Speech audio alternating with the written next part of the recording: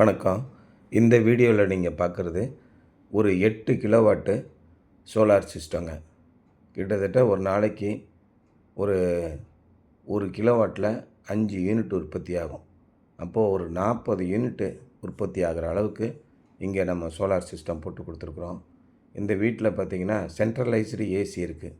Duplex ஹவுஸ்ன்னு சொல்லுவாங்க. ரொம்ப லக்ஸூரியஸான வாழ்க்கைனா எல்லாத்தையும் நம்ம அனுபவிச்சுட்டு போயிடணும்.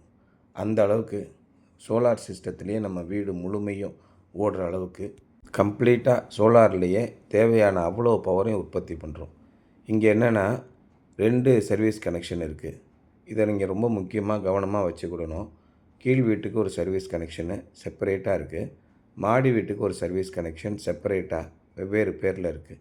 அப்போது ஒரே வீடாக இருந்தாலும் 2 சர்வீஸ் கனெக்ஷன் இருக்கும்போது நம்ம அதுக்கு 2 சப்சிடி கிளைம் பண்ண முடியும். ஒரு சர்வீஸ் கனெக்ஷனுக்கு 78,000, அடுத்த சர்வீஸ் கனெக்ஷனுக்கு 78,000.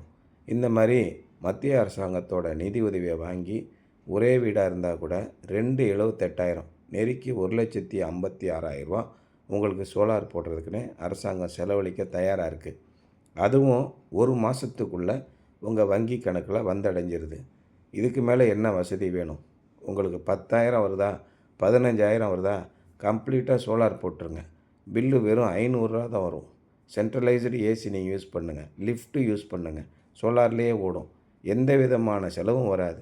உங்களுக்கு தேவையான அவ்வளவு பவரையும் நீங்களே உற்பத்தி பண்ணிக்கோங்க.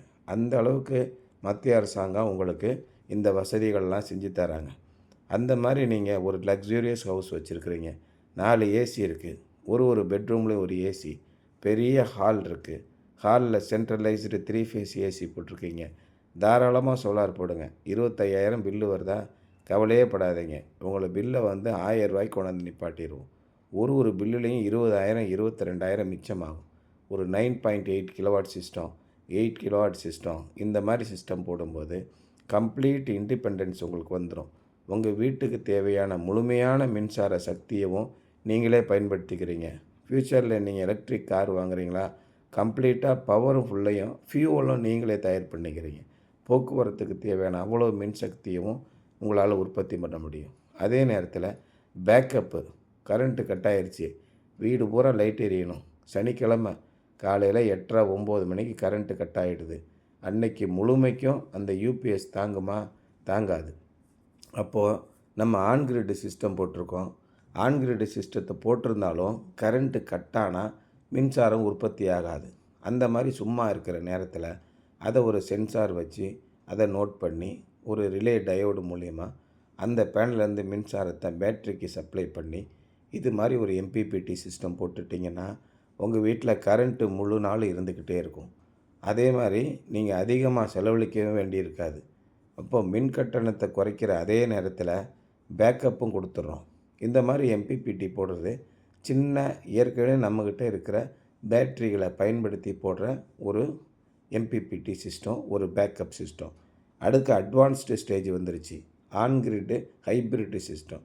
அதில் லித்தியம் ஃபெரஸ் பாஸ்பேட்லாம் கனெக்ட் பண்ணிட்டோம் அப்படின்னா பிரம்மாண்டமாக வேலை செய்யும். அந்த மாதிரி ஒரு சிஸ்டமும் நம்ம பண்ணி கொடுத்துருக்குறோம்.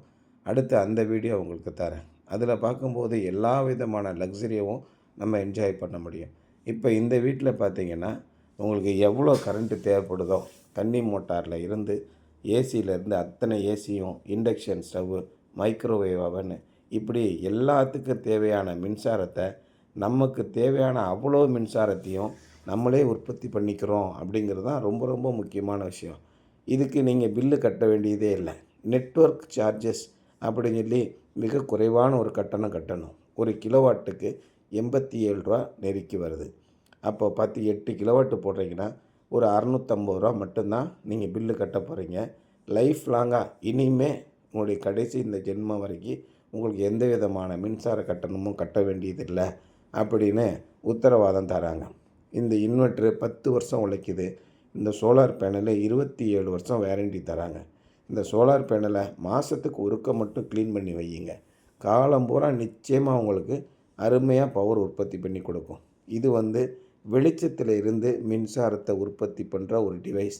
அதனால் சோலார் பேனலுக்குள்ளே போகிற வெளிச்சம் குறைஞ்சிச்சின்னா கட்டாயம் உங்களுக்கு உற்பத்தி ஆகிற மின்சாரத்தின் அளவு குறையும். அதனால் பேனல் தூசியாக இல்லாமல் தெளிவாக இருக்கிற மாதிரி நம்ம பார்த்துக்கிட்டோம்னா அற்புதமாக மின்சாரம் உற்பத்தி ஆகும். காலத்துக்கு எந்த பிரச்சனையும் வராது. இப்போ பேனல் டு பேனல் எர்த்து கொடுத்து ப்ராப்பராக அதை சேஃப்கார்ட் பண்ணிடுறதுனால கண்டிப்பாக பேனலில் எந்த பிரச்சனையும் வராது. இன்வெர்ட்டருக்கும் தனிப்பட்ட எர்த்து கொடுத்து அதையும் சேஃப்கார்ட் பண்ணிடுறதுனால மெயினான 2 காம்போனண்ட்டை நீங்கள் பாதுகாப்பாக வச்சுட்டிங்கன்னா வேறு எந்த பிரச்சனையுமே வர்றதுக்கு வாய்ப்பு இல்லை. அதனால் இது ஒரு அருமையான சிஸ்டம். நம்ம வாழ்நாள் முழுவதுக்கும் உழைக்கக்கூடிய ஒரு அருமையான சிஸ்டம். இதை நீங்கள் வாய்ப்பு இருந்தால் பயன்படுத்திக்கோங்க.